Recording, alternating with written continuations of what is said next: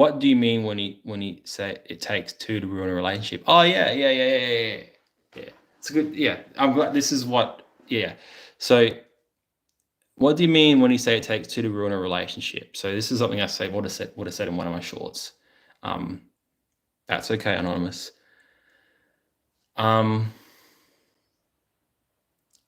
Because one thing I'm noticing on the internet a lot is there seems to be a lot of like on TikTok specifically, there seems to be a lot of like blame that goes down where you have like in a relationship that's fallen apart, one party will blame the other party, right?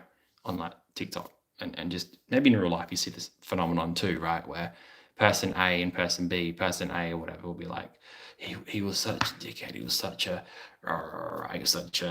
narcissist abuser, right? But it's very rare that one person caused the collapse of a relationship. Actually, usually it's bickering and fighting from both parties, right? So when I say it takes two people to ruin a relationship, it means that for the most part, there's usually two people in it, right? And one person didn't actually cause the breakup. It's usually a conjoint effort. And naturally, people want to be like the hero of their own story, right? And all that like crap, right? But like ultimately, it's two people, right? Like two people cause the collapse of a relationship, not one. There would be outlier cases where one person is quite responsible, and that's true. But most relationships, it was two people that ruined it, which was the boyfriend and the girlfriend, or the two girls or two boys, whatever. Whether it's a heterosexual, whatever relationship, whatever. That's what I mean when I say yeah, it takes two people, because most relationships, the two bickering parties cause the collapse.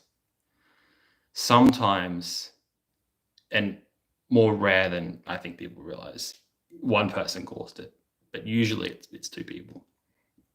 Most relationships, because there's a lot of individualism, I think, in the world we live in, and I think what this kind of feeds into is like I was wrong and they were right. I'm right and they're wrong mentality in like the conclusion of a relationship, when really most relationships, both parties had a responsibility for its collapse, mostly, right? And there are outliers.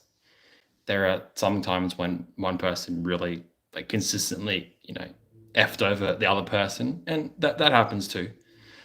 But most of the relationships fall into the actual category of party A and B caused it to collapse, not just solely one party or the other. So yeah.